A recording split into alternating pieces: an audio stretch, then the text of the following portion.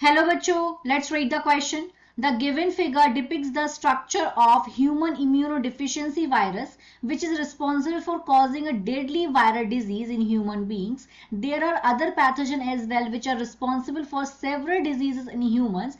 Beside infectious diseases, there are also non-infectious diseases. Recall these diseases and based on your knowledge about these diseases and related concept. यहाँ पे हमें एक figure दिया हुआ है, this is figure, जिसे हम लेबल करेंगे. फिर एक इसके बेस पे क्वेश्चन पूछा गया, AIDS can be treated by, AIDS को ट्रीट कर सकते हैं. A is vaccination, B is immunostimulative therapy, C is taken specific antibiotics and D is none of these. तो चलिए सबसे पहले हम इस क्वेश्चन का की कंसेप्ट देखेंगे. की concept of this question is, यहां पे पूरी बात हो रही है एड्स के बारे में. सो एड्स होगा इसका की कंसेप्ट इस क्वेश्चन का. सबसे पहले इस क्वेश्चन को हम समझते हैं. यहाँ पे एक वायरस दिया हुआ है, एक पिक्चर दी हुई है, इसका फिगर दिया हुआ है जो कि है ह्यूमन इम्यूनोडेफिशिएंसी वायरस. ये वायरस कौन सी डिजीज को स्प्रेड करता है? एक वायरल डिजीज को. उस वायरल डिजीज का नाम है एड्स. अदर पैथोजेंस भी होते हैं जो कि रिस्पॉन्सिबल होते हैं अलग अलग बीमारियों के लिए. अगर हम इन्फेक्शियस डिजीज के अलावा बात करें, इन्फेक्शियस डिजीज के अलावा बहुत सारी ऐसी बीमारी भी हैं जो कि नॉन इन्फेक्शियस डिजीजेस होती हैं. अब हम देखते हैं एड्स के बारे में. सबसे पहले हम एड्स को अगर एक्सपैंड करेंगे तो एड्स को एक्सपैंड करके क्या हो जाएगा?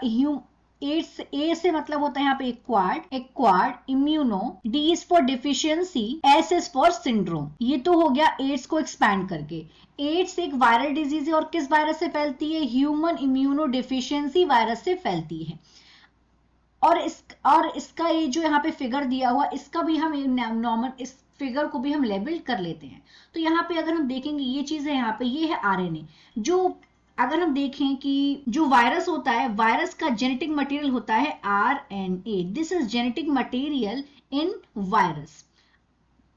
आप देखेंगे जो ये है यहाँ पे जो सर्कल बने हुए, ये हैं एंजाइम्स. ये वो एंजाइम्स हैं जो आरएनए को रिवर्स ट्रांसक्रिप्टेज करने में हेल्प करते हैं. This is reverse transcriptase enzyme. अब हम देखेंगे यहाँ पे जो ये बी है, जो इस तरीके से ये एम्बेडेड है, ये यहाँ पे ये ग्लाइकोप्रोटीन कोड है. This is glycoprotein code. अब हम देखेंगे जो ये चीज है यहाँ पे, ये है लिपिड मेम्ब्रेन.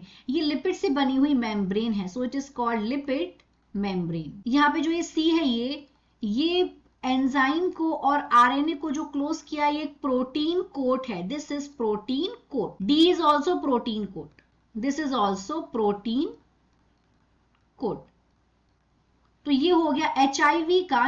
एचआईवी को हमने लेबल कर दिया जो कि कॉज करता है ads.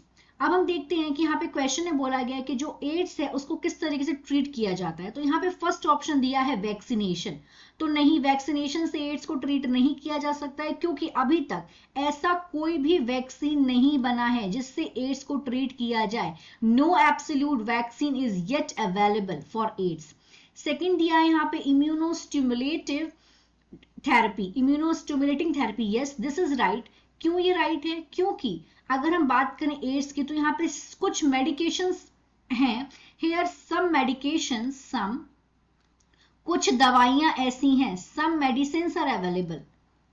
Some medicines are available to increase the number of resistance providing cells in the body, cells in the body. तो यहाँ पे और इस तरीके की जो मेडिसिन होती है, उन मेडिसिन को बोलते हैं इम्यूनोसप्रेसिव थेरेपी.